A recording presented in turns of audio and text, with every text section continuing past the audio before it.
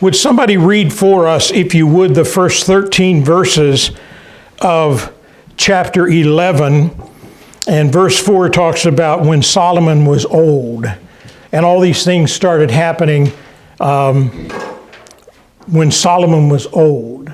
Very sad, but Solomon is older. Somebody read those first 13 verses for us, if you would. King Solomon loved many foreign women in addition to Pharaoh's daughter, Moabite, Ammonite, Edomite, Sidonian, and Hittite women from the nations that the Lord had told the Israelites about. Do not intermarry with them, and they must not intermarry with you, because they will turn you away from me to their gods. Solomon was deeply attached to these women and loved them. He had 700 wives who were princesses and 300 concubines, and they turned his heart away from the Lord. When Solomon was old, his wives seduced him to follow other gods. He was completely devoted to Yahweh his God, as his father David had been. Solomon followed Ashtoreth, the goddess of the Sidonians, and Milcom, the detestable idol of the Ammonites. Solomon did what was evil in the Lord's sight, and unlike his father David, he did not completely follow Yahweh. At that time, Solomon built a high place for Chemosh, the detestable idol of Moab, and for Milcom, the detestable idol of the Ammonites, on the hill across from Jerusalem. He did the same for all his foreign wives who were burning incense and offering sacrifices to their gods. The Lord was angry with Solomon because his heart had turned away from Yahweh, the God of Israel, who had appeared to him twice. He had commanded him about this so that he would not follow other gods, but Solomon did not do what the Lord had commanded.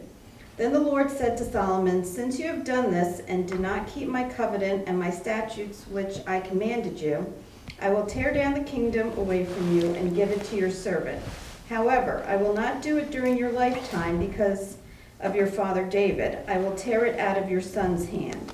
Yet I will not tear the entire kingdom away from him. I will give one tribe to your son because of my servant David and because of Jerusalem that I choose." Thank you. Thank you for reading those. That was a tough section. I've said there's a crown in heaven for people who read the Hebrew words out loud, so I appreciate you taking those on.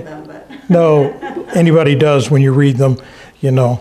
But I always say their mama named them and they're not here anymore to get upset with us, so we can kind of name them what we want. So. But these wives of Solomon, obviously he had over 1,000 concubines. Solomon did nothing small. Obviously, and when we finished up last week reading about from Deuteronomy 17 about how God condemned that activity. God obviously allowed in his providence, though God was not in favor of multiple wives, God did in his providence allow more than one wife in some situations. It could be understood. But even anyone would look at the number of wives that Solomon had and go, okay, I understand the providence of God, but boy, you're pressing the envelope a great deal here, just in number. And not only the number, but the fact that these were alliances with other kingdoms around him. And rather than trust the Lord to keep this kingdom together and to do his work, he's kind of looking to these alliances, which indicate a part of where his heart is at. And again, he mentions David in verse 4. David is consistently presented in the book of Kings as the standard by which all other kings would be judged on how they acted and how they behaved themselves. Now, did David sin? Boy, he sinned big time, a number of times, didn't he? But the difference with David and what we see with Solomon here and the other kings to follow, they did not have the repentant heart that David did, and they did not want to come back to the Lord. And Solomon is going to have many opportunities to do that. David had sinned, but because he had repented and did not continue this pattern in his life, the Lord was able to bless him. And we spent some time with that. So we're not going to take a lot of time with that. But we do want to look at the next verses 5 through 8 a little bit. And Solomon went after Ashtaroth, the goddess of the Sidonites, and from Milcom, the abomination of the Ammonites. And he did evil in the sight of the Lord. That's quite a statement. And when we're gonna look at some of the kings here in a little bit, we're gonna look at some of them, just a few at a time, just to see. This phrase is used a lot with the apostate kings that are going to follow, that they did evil in the sight of the Lord.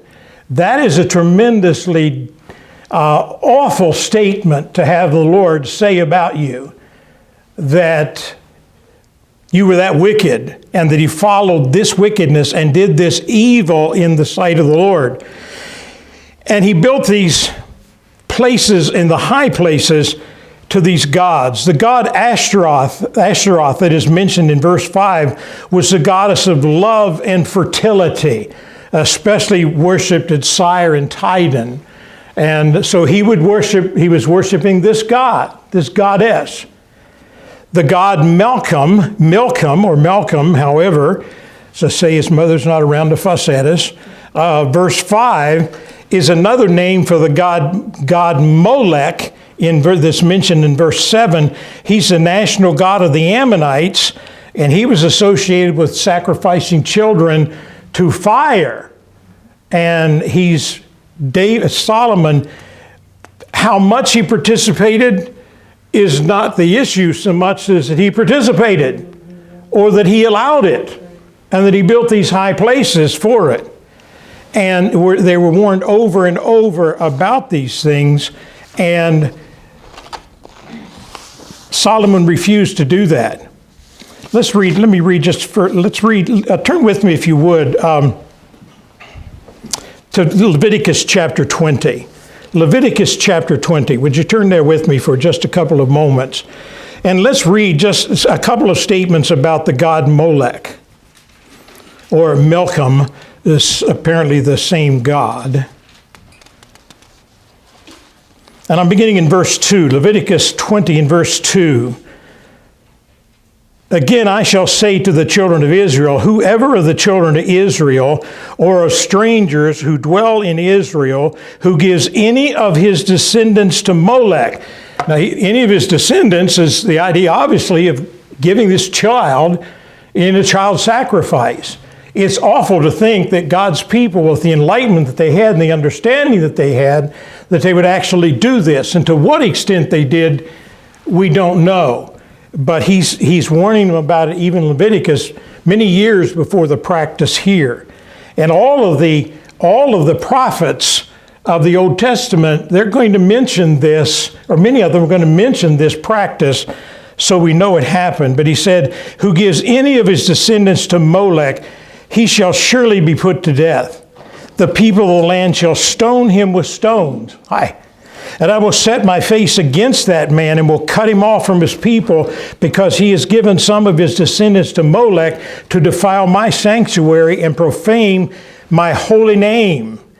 And if your people of the land should in any way hide their eyes from this man, when he gives some of his descendants to Molech, and they do not kill him, then I will set my face against that man and his family. So God is very serious, very, very serious about this. And now we're back in 1 Kings. But this is a serious thing, because when you look at this in particular, you remember that we have been looking at, in the first several chapters, that Solomon is building this great temple complex here. And here on the Mount of Olives is where they were sacrificing, and he was developing these high places here within eyesight of where he had built the temple and the temple complex. The problem we're going to discover as we move through this, it's not so much the temple itself, it was this huge complex to follow that was the problem for Solomon, and where his heart really began to get away. But this is pretty bold. This is a very significant, very drastic step backwards, no matter how you look at it, for Solomon. That on the Mount of Olives, he's creating these high places for these different gods. And there are all kinds of gods. He had gods for all of his wives. And The Lord knows how many of those there were and which ones they were. But just outside of Jerusalem, on the Mount of Olives, he did this. Now, this very sad passage back in 1 Kings 11, 9 through 13. And so he was angry with Solomon, God was, and he'd appeared to him twice. He'd appeared to him earlier in the book, in chapter 4 at Gibeon, and in chapter 9 in verse 2 with the building of the temple, the Lord had appeared to Solomon, and these were wonderful times for him. But the Lord's appearing to him again now a third time, and this is not a good place to be.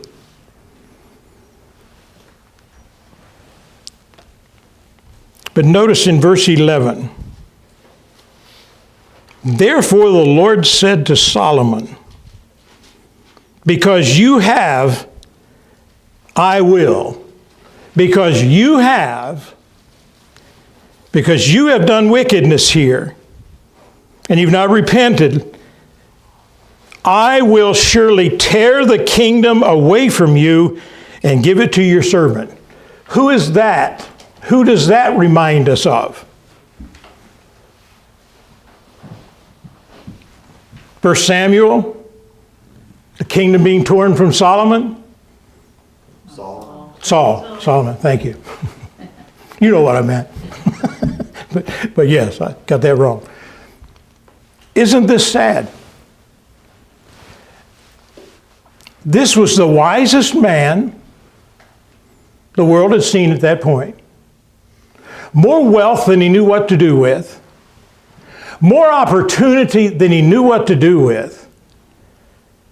More opportunity to touch more lives and do more for good than almost anybody in the world at this point.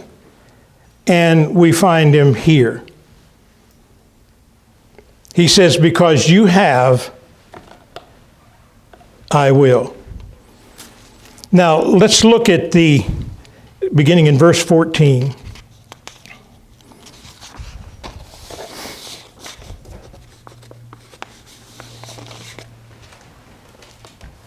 You remember we talked about how God actively opposes, resists the proud. We talked about how when a man is humble, he will make his enemy, even his enemies, to be at peace with him. All that's starting to change because now we have some adversaries that are coming up for Solomon to begin to deal with. He hasn't had this to deal with, but they are coming up. First of all, let's move back up to verse 12 and 13. I missed something very important. In verse 11, he tells him he's going to tear the kingdom away. But notice verse 12 and 13. I almost missed this. Nevertheless, I will not do this in your days, because you're a great guy. I won't do this because, why? Because of your father David and the Davidic covenant, the Mosaic covenant that he had made with them. I'm not going to do it because of David. The nation is going to be divided into two different groups, the northern and the southern tribes. The southern tribes are going to last longer only because of Jerusalem and of David and the covenant with David. They're going to last longer because God takes his word to people seriously. Now, we don't know how much longer. We know Solomon lived a good while, probably to 60 or 70. So Solomon is going to live a long time with this knowledge. It's not going to be in your lifetime for your father David. But I will tear it out of the hand of your son. However, I will not tear away the whole kingdom. I will give one tribe to your son for this because you're a great guy. No, because of my servant David. I'm going to give this man one tribe. Actually, it's going to be two with Benjamin, but Benjamin's a very small tribe. And for the sake of Jerusalem, which I have chosen. Jerusalem's a city he chose to make his place. His name is always going to be associated with it. And so he's not going to do it in his lifetime for these reasons. But now his enemies begin. He has enemies from without. You remember this passage of Scripture, Proverbs, and it's related again in the book of Hebrews.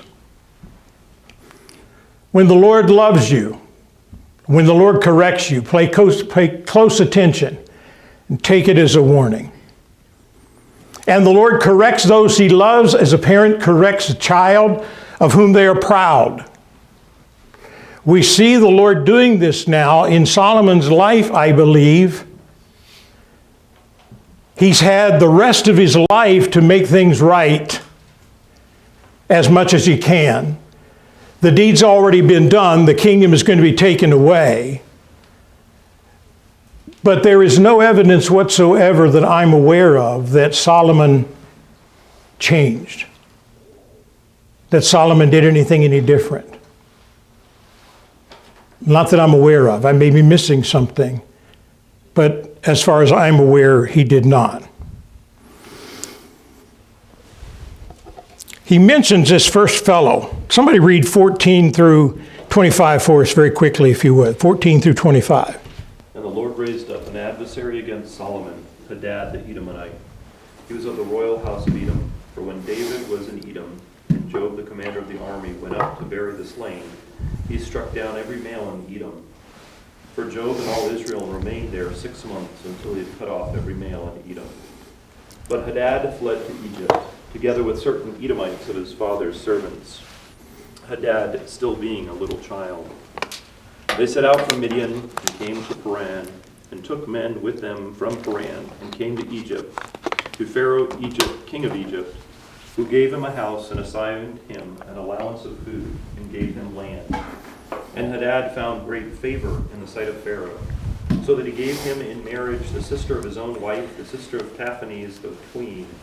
And the sister of Taphanes bore him Genubath his son, whom Taphanes weaned in Pharaoh's house.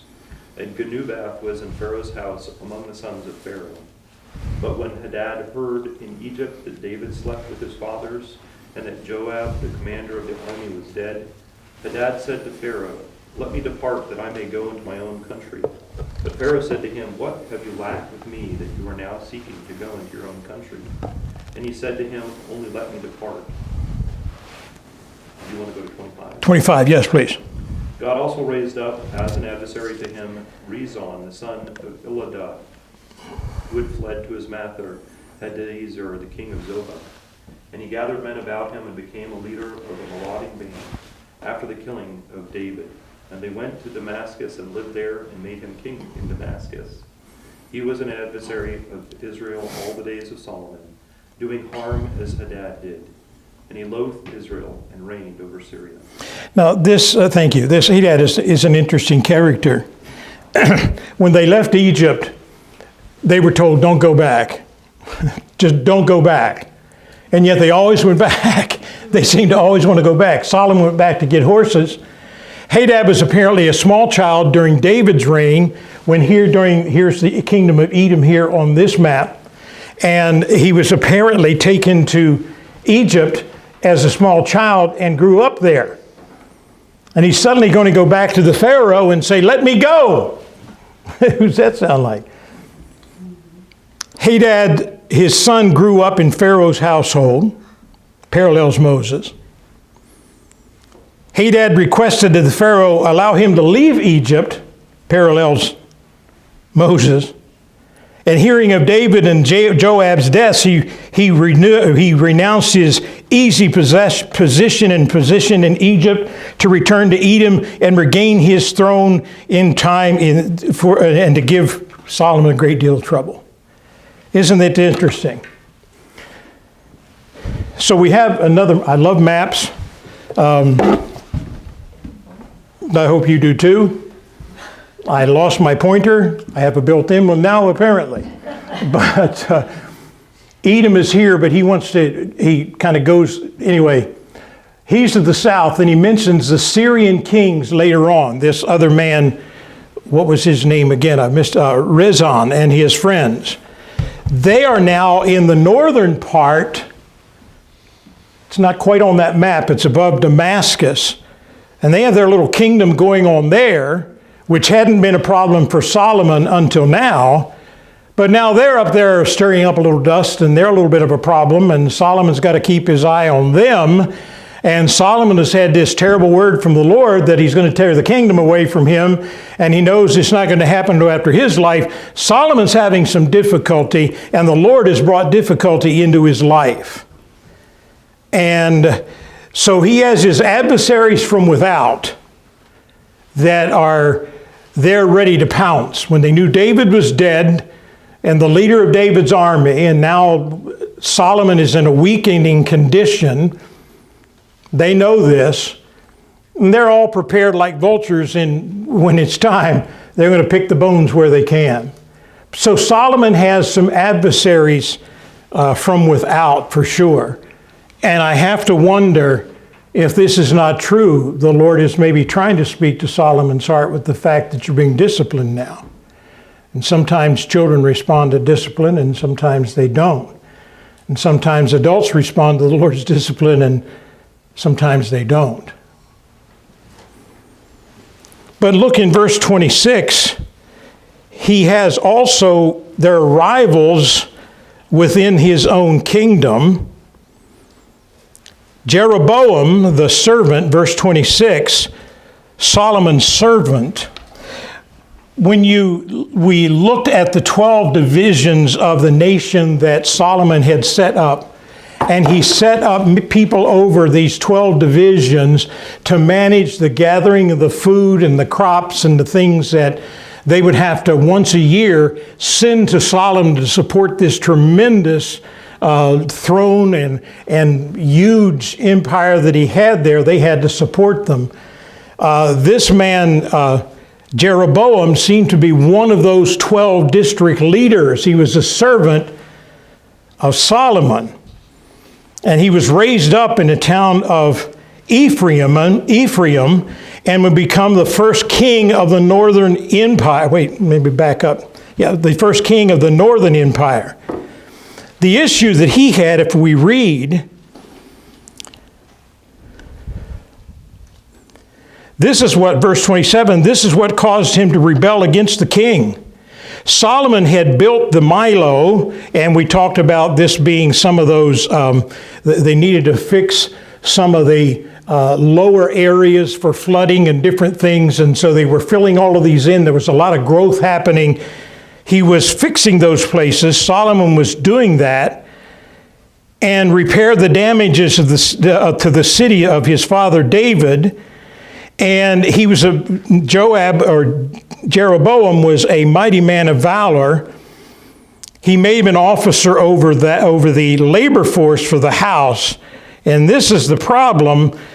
The labor force, that's the problem. Solomon, in all of his building and all that he had done, was taxing people to the excess and to the extreme that it was becoming an issue. And Jeroboam is just simply saying, we need to fix this.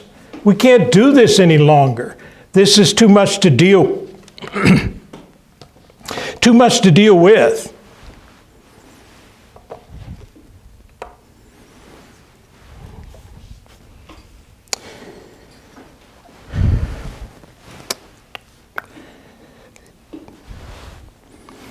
An interesting thing happens here. I'm trying to think what my slide 8 looks like. Anyway, this is about where Shiloh, that I had the arrow there.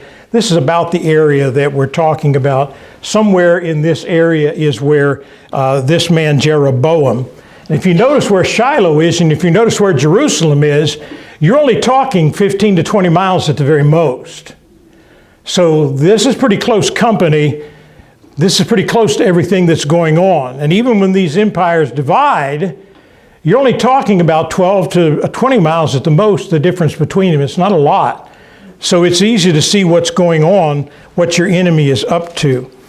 But the Lord brings a prophet along, and it happened, verse 29, when Jeroboam was on the way to Jerusalem,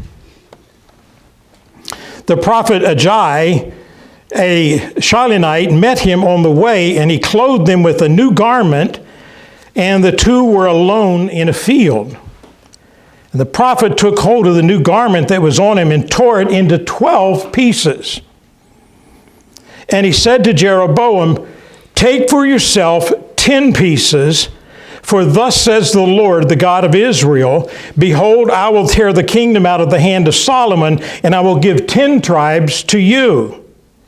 For he shall have one tribe for the sake of my servant David, and for the sake of Jerusalem, the city which I have chosen out of all of the tribes of Israel. And because they have forsaken me and worshipped Ashtaroth, the goddess of and Shamash, the Moabites, and Milcom, and have not walked in the way that was right in my eyes, and keep my statutes and my judgments. And I'm going to take that whole kingdom out of his hand, and I'm going to give it to you." And he tells him now he's going to reign over this northern empire. And he gives him the word that this is going to happen. So let's move down to Solomon's death in verses 41 through 43, because nothing's going to happen until after Solomon dies, but the word is being gotten out. You remember when Samuel privately talked to Saul and privately talked to David, where here's the man of God who has privately talked to Jeroboam that he is about to become the king of the northern empire. Verse 41 through 43. Now the rest of the acts of Solomon, all that he did and all his wisdom, are they not written in the book of the acts of Solomon? And the period that Solomon reigned in Jerusalem over all Israel was 40 years, from 971 to 931. So somewhere in that time period, he had gotten the word. We know that at least the first 20 years were given to the building of the temple and this huge complex. So for at least 20 years, he seemed to be able to stay out of trouble to a degree. But those last 20 years, all of these other things happened, and when he dies, all that's going to end. And Solomon rested with his fathers and was buried in the city of David, and Rehoboam, his son, reigned in his place. And so we have Rehoboam. Let's turn with me, if you would, to the book of Ecclesiastes. Psalm, Proverbs, and Ecclesiastes. When Moses was about to die, he took Joshua aside and gave him great words of wisdom and encouragement. When David was older and about to die, he took Solomon aside and he gave him words of wisdom to look to. Solomon didn't do that. Solomon didn't have the words of wisdom to give. Isn't that a sad, sad failure as a father? Isn't that sad? It's heartbreaking. Here's what he could leave behind. Somebody read Ecclesiastes. Would you mind reading, what translation are you using? I am using the HCSB. Okay, because I love the word. Holman Bible. Okay, the use of the Yahweh. Would you read that? Would you read chapter 1 of the book of, if you're there, in Ecclesiastes, down through verse 18? I don't think you're going to have any hard Hebrew names here. This is the wisdom. This is what Solomon left his son. The words of the teacher, son of David, king in Jerusalem. Absolute futility, says the teacher. Absolute futility. Everything is futile. What does a man gain for all his efforts that he labors at under the sun? A generation goes and a generation comes, but the earth remains forever. The sun rises and the sun sets. Panting, it returns to its place where it rises. Gusting to the south, turning to the north, turning goes the wind, and the wind returns in its cycles. All the streams flow to the sea, yet the sea is never full. The streams are flowing to the place, and they flow there again. All things are wearisome. Man is unable to speak. The eye is not satisfied by seeing, or the ear filled with hearing. What has been is what will be, and what has been done is what will be done. There is nothing new under the sun. Can one say about anything, look, this is new? It has already existed in the ages before us. There is no remembrance of those who came before and of those who will come after. There will also be no remembrance by those who follow them. You said 18? Yes. I, the teacher, have been king over Israel and Jerusalem. I applied my mind to seek and explore through wisdom all that is done under heaven. God has given people this miserable task to keep them occupied. I have seen all the things that are done under the sun and have found everything to be futile, a pursuit of the wind. What is crooked cannot be straightened, what is lacking cannot be counted. I said to myself, look, I have amassed wisdom far beyond all those who were over Jerusalem before me, and my mind has thoroughly grasped wisdom and knowledge. I applied my mind to know wisdom and knowledge, madness and folly. I learned that this too is a pursuit of the wind. For with much wisdom is much sorrow. As knowledge increases, grief increases. That must have been a happy household. It's just, isn't that sad? Now, the book of Ecclesiastes has a tremendous amount of wisdom in it. You can find the Lord in there. The key word is under the sun or under the heavens, but this is basically, I think, what he had to leave his sons. Isn't that a tragedy?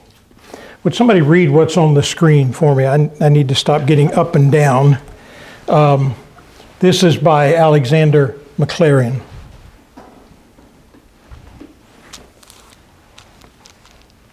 Aloud, please. Can anybody see it? Second, it warns us that till the very end of life a fall is possible. The ship went down when the voyage was nearly over, and sight of port is struck, and that not for want of beacons. What pathetic warning lies in that phrase when Solomon was old. After so many years of high aims, so many temptations overcome, with such habits of wisdom and kingly nobility. After such prayers and visions, he fell, and if he fell, who can be sure of standing? No length of life spent in holy thoughts and service secures us against the possibility of disastrous fall. Only one thing does. Hold thou me up, and I shall be safe. John Bunyan saw a door opening down to hell. Hard by the gates of the celestial city, when a man that has been had in reputation for wisdom and honor shames the record of his life by a great splash of mud on the white page. Near its end, he seldom returns. An old apostate is usually finally an apostate. That's insightful. But just near the end, falling into this very bad place. Solomon could see the port of the end and failed anyway at the very end. Not finishing well should be of great concern for us as men and women of God. Not finishing well. Giving ourselves to know that we are going to walk this walk until Jesus takes us or till Jesus comes. Every day, we're warned too many times about pride going before a fall. And we're warned in Galatians when we're told to go to a brother who is sinning, to go with great caution and understanding that we really don't have a lot of room to talk. We're sinners and we're fallen too, so our hearts had better be right. The old phrase, but for the grace of God. There are several very sad individuals in the scripture. Solomon may be the saddest to me. Solomon, Samson scares me to death. Saul scares me to death. The lives that they lived. Now, right away, as soon as he's passed on,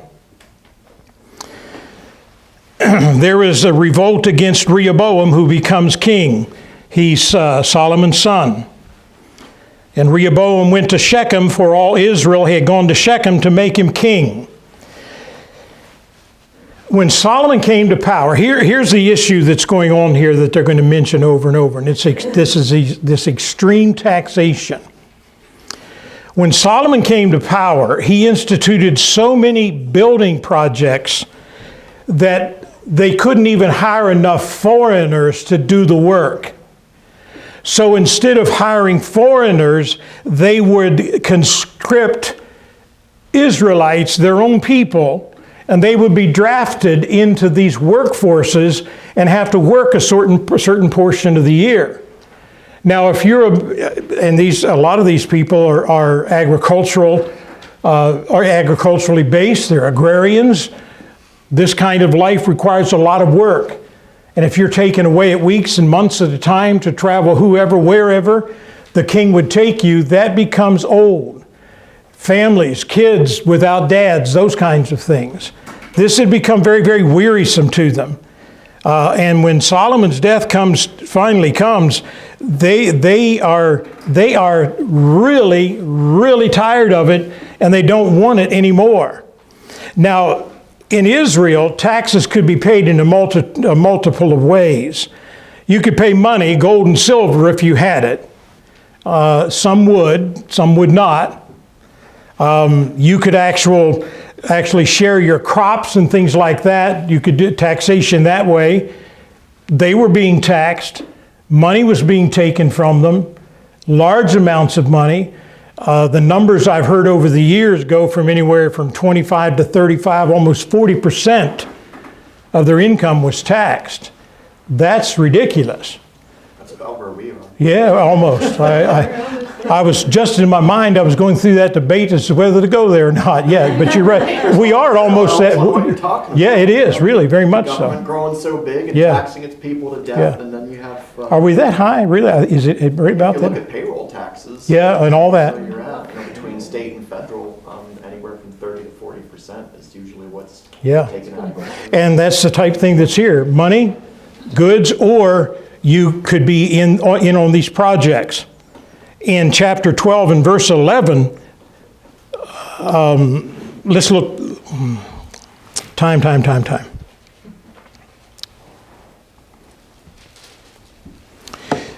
It appears, we don't have time for all of this, but I've got to be careful what we do because I want to get through this chapter and move on. The major concern was not the temple itself, which was about 7 years in the building.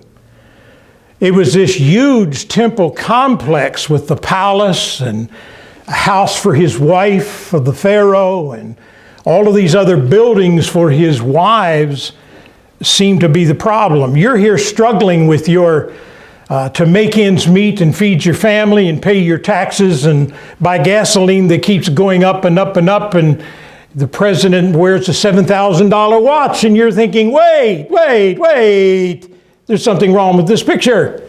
There's something wrong with this. Well, they're feeling the same pressure here.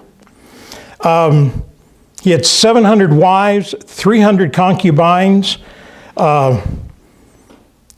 It appears the palace was built largely for the marriage to Pharaoh's, or the Egyptian Pharaoh's daughter, and it proved to be very controversial. People in Israel were questioning the necessity of it. I mean, your daddy had a pretty nice place, Solomon. What's wrong with that? Why don't you move in there? And here's his lame excuse. It seems as if listen to what he says in 2 Chronicles 8. Then Solomon brought Pharaoh's daughter up from the city of David to the house which he had built for her. And he said, My wife shall not dwell in the house of David, king of Israel, because of the places there are holy, where the ark of the Lord has entered. And so he makes an excuse that it would somehow sully that with these false gods that she's bringing with her, I guess. You talk about foolish logic. You don't have to have notes in your podium to come up with foolish answers like that. I mean, but that seemed to be his excuse. And you and I would not have stood for it. These people are not going to stand for it. And so they meet in Shechem. And Shechem, you can see here, is this little place in the purple. You can get many pictures. Basically, this is what you're going to end up with the northern kingdom, the southern kingdom. The northern kingdom are the 10 tribes that were basically under Saul. And then the southern kingdom is going to be Jerusalem, not Jerusalem, but Judea and at least parts of the Benjamite, maybe the whole tribe. It's not a very big tribe anyway. They're not mentioned because Judah is the tribe of David and the tribe of Jesus, all of that, the descendants. So it's going to be mentioned that way. But Shechem's a very important place where they're going to meet. Yahweh first appeared to Abraham in the land and promised him all of Canaan at Shechem. Jacob is going to settle there in Genesis 33. Jacob, one of the patriarchs, is going to settle in Shechem and live there. Pretty significant. Joseph, in the book of Joshua, his bones are finally buried there. And when they enter the land finally under Joshua, in the valley between Mount Ebal and Mount Gerizim, that's where Shechem is. They dedicated themselves to the keeping of the Mosaic law. So this place, Shechem, is a place of a divine reminder of the divinely revealed destiny they had as a nation and of God's faithfulness to his people. This is a significant place to meet. Very significant. And so Jeroboam,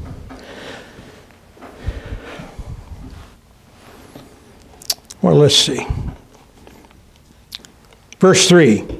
And they sent and called him, and then Jeroboam and the whole assembly of Israel came and spoke to Rehoboam, saying, Your father made our yoke heavy. Now therefore lighten the burdensome servant of your father and his heavy yoke which he put on us, and we will serve you. That is not a bad thing. That's not a heavy-duty demand, is it? You're not asking a great deal. You're not going to rebel against the kingdom. You're not wanting to throw him off as king. That's not what they're talking about at this point. And he said, you go away for 3 days, verse 5, and you come back to me. And he consulted with the elders who were elders under Solomon, his father, and then there were the youngsters that he had too. And the elders would have probably said, we better do what they say. We need to change this. They probably saw it anyway and understood what was going on.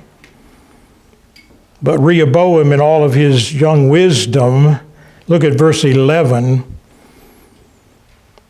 Now therefore, whereas my father put a heavy yoke on you, I will add to your yoke. My father chastened you with whips, I will chasten you with scourges. There's a wise king. There's a wise leader. I don't work for you. Oh, I'm dropping back again, sorry. I got to stop that. Tim, you started it.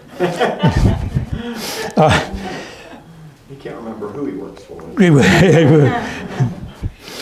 No, we have to stop there. Tim, you have to stop me, and I have to stop you. Don't let me go any further. Oh, what? No, we must stop there.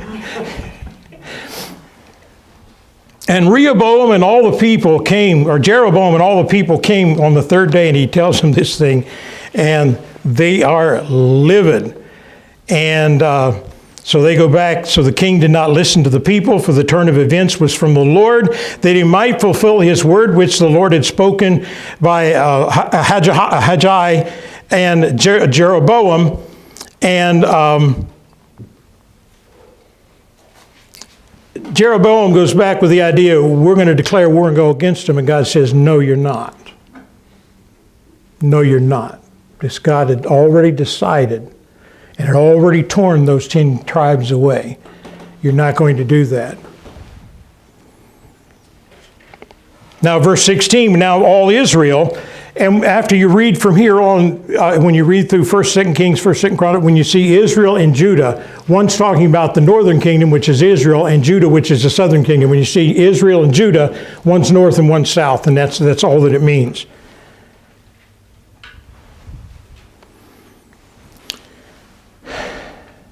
So Jeroboam, I get the Bowen brothers mixed up.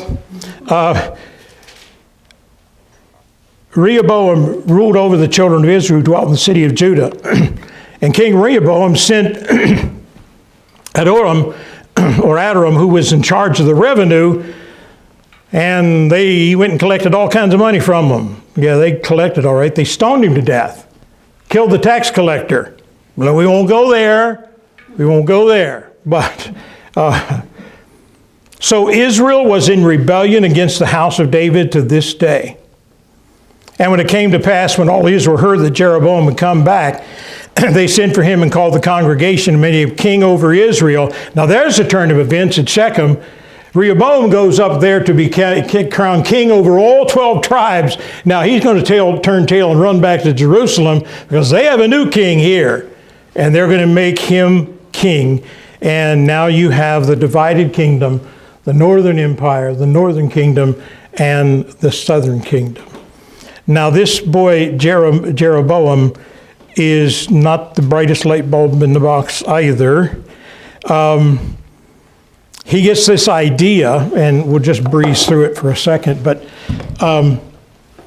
he gets this idea here at Bethel, and there's another place over near here, right down almost on the border. He says, this is what I'm going to do. Now, here's a very bright person. He develops the idea that we're going to make 2 golden calves. Where did he get that in his Bible reading? Way back in the book of Exodus. And he even uses the exact same wording that they did there. Let me find it.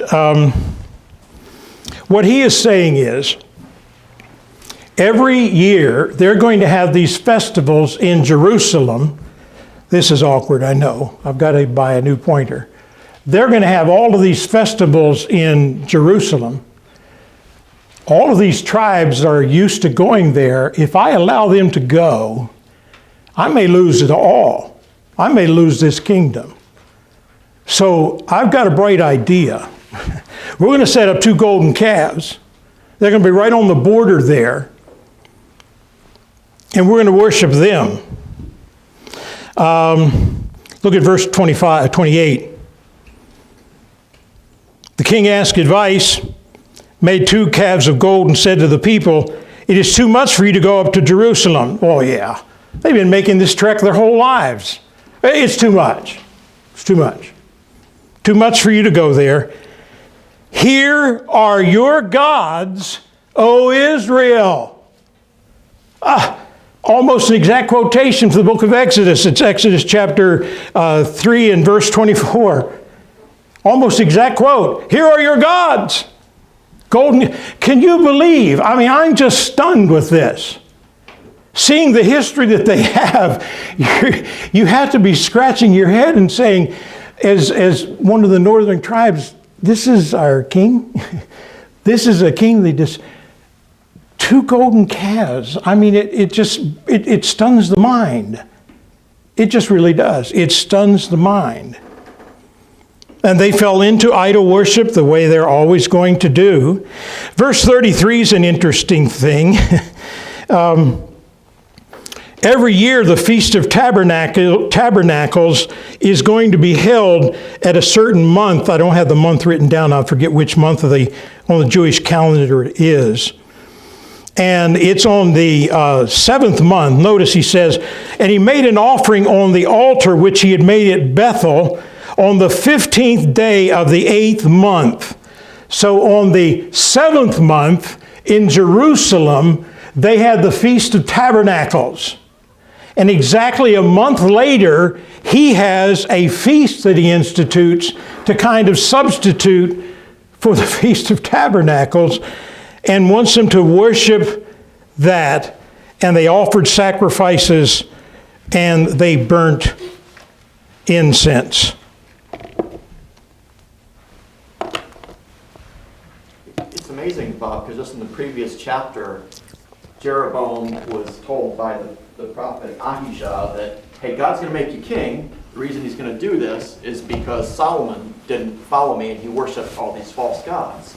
So Jeroboam is then made king of the northern kingdom, and the first thing he does is start worshiping false gods. And he had told Jeroboam, if you will follow me and if you will, it's the same promise. Yeah, he made him a promise that just, follow God, walk in his ways, obey his commands, and he said, I'll make you I'll establish your house and your kingdom forever. No, I'll take the golden calves. Not going to happen. It's like, oh my goodness. Hang on to these charts. They're important. We're going to move very quickly through some of the kings later on. We need to keep moving.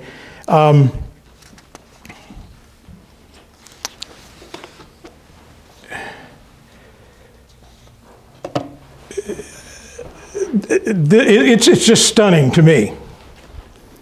Swindoll, one of my favorites, was flying home with his wife from a pastor's conference from Portland back to LA when he was pastoring in LA. He said just as they reached flying altitude and they'd begun to bring the meals out and serve the meals, the plane banked very sharply, and the flight attendants very quickly started putting things away and just hustling things around and getting people in their seats. And the pilot came on and said, "Good afternoon, ladies and gentlemen." They never seem to get rattled. "Ladies and gentlemen, we have a little mechanical difficulty. We're going to have to go back to Portland to the airport for repairs, and then we're going to be back on our way." And when they reached Portland, and just as they had touched down, the flight attendant, who had said nothing and answered no questions up to that point, said, "Listen very carefully, everyone. As soon as we stop, you're going to hear a sound. You're going to hear a bell. At that moment, take everything. At that moment, take the closest escape route that you can. Some of you are going to go out the front. Some of you are going to go out through the tail of the plane. Some of you are going to go down the slide." And as they pulled to a halt, she said, "There's a bomb threat. Take nothing with you. Get off the plane." And Swindoll said, "Would you believe it? People stopped, they opened the overhead bins. 'Is this your bag? Did you bring a briefcase? We're supposed to get out.' The attendant's saying it's a bomb threat. Men and women get off the plane." And even then they were grabbing under their seats for their belongings. The guys couldn't find their briefcases. It's sure, all of this, and his whole point with that illustration is an excellent one. Sometimes we just don't take warnings very seriously at all. We've seen it here. It's just stunning, stunning what we see here. God is a good God. He is an amazing Father. But He gives us His instruction, and He wants us to live right and to live for Him. One day Jesus is coming. We need to be ready. We need to listen. Take the warning seriously. Father, your word is amazing. It's not the word of men. It's your word. It's amazing. We're grateful for it. Help us not to be like those foolish people on the plane, but help us to take seriously what you teach us as parents, as grandparents, as people that we lead and work with and have an opportunity to minister to and to teach. Build into their lives, we can just as easily be foolish and lead them astray. Help us not to do that. Help us to take our jobs seriously. Help us to be doers of your word, not hearers only. Bless the services in our week in Jesus' name. Amen.